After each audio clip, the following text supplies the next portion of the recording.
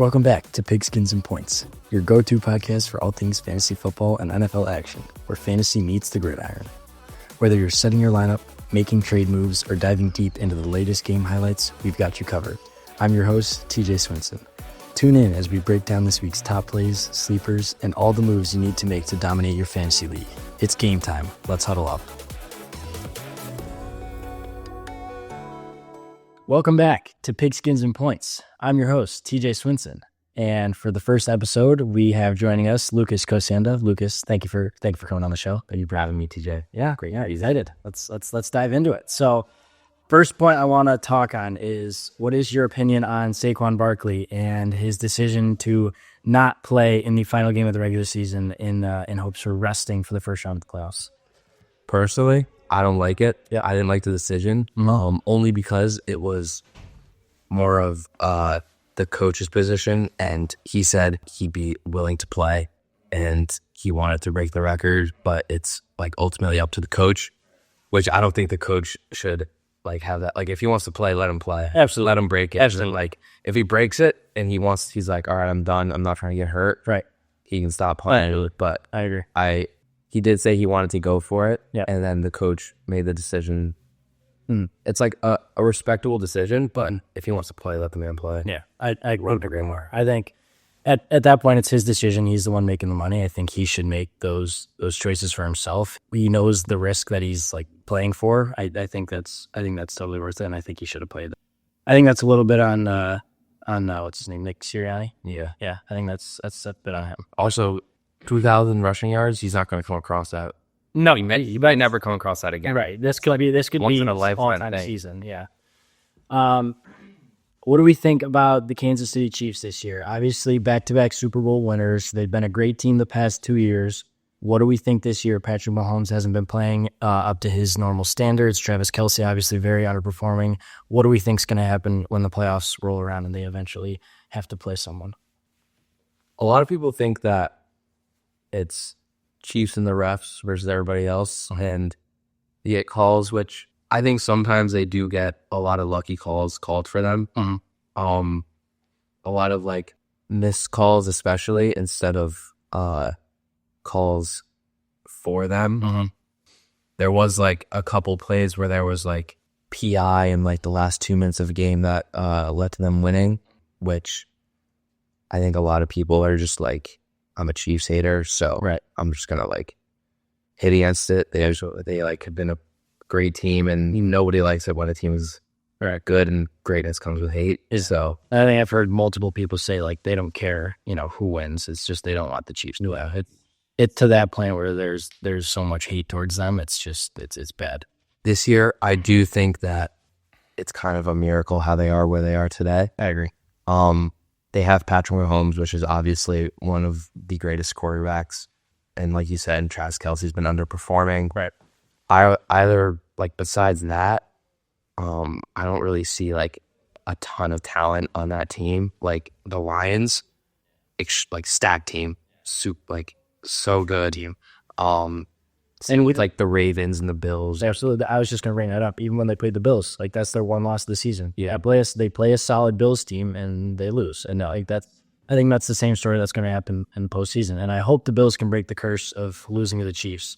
But I mean, you never know. You never know what could happen. So, all right, now we're going to get into our start, bench, cut part of the podcast. So it's easy rules. I'm going to give you 3 players. You tell me which player you're going to start, which player you're going to bench, and which one you're going to cut. I'm going to give you positions. First one, for wide receivers, in their primes, Tyreek Hill, Devontae Adams, Stephon Diggs. That's hard. All in their prime? I'll say all in their prime for now, yeah. All right.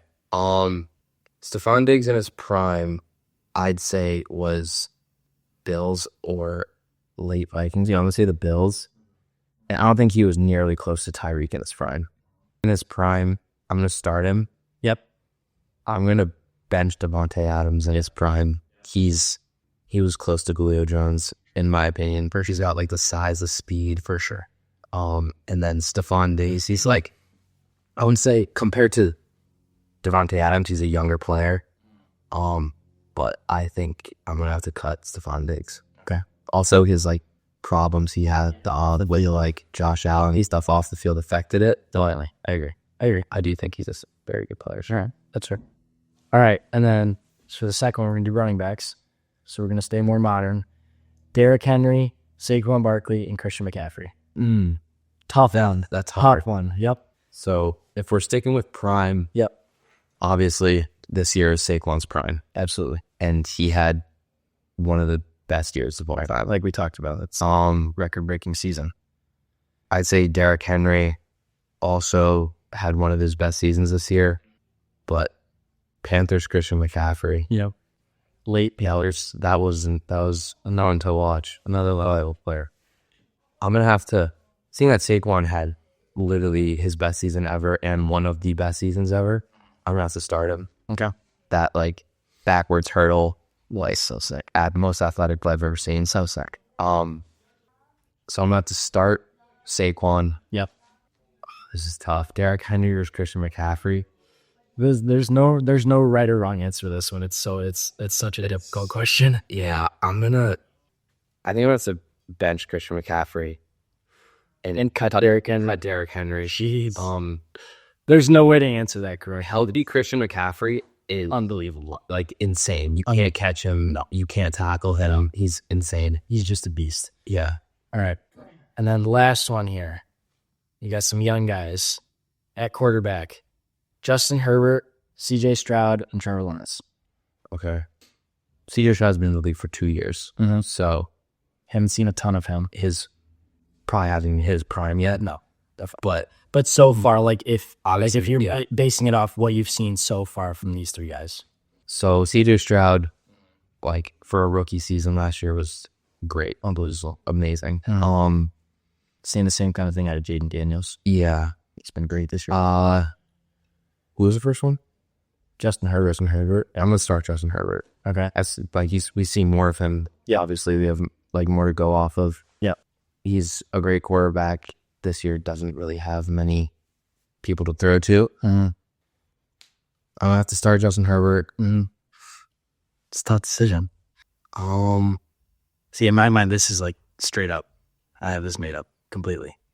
I'm gonna bench CJ Stroud. I don't like Trevor Lawrence. Yep. I was the same way. I don't really like Trevor Lawrence. No, I haven't seen enough out of him. He is kind of on a cursed team. Yep. The Jags are just straight. It's just a dumpster fire over there. It really is. I think he would have done better if he was on a better team. But this year, especially with like the injury he had, around Thanksgiving, and then like just kind of how he's performed, I'm gonna have to bench it. I'm gonna have to cut him. That's fair.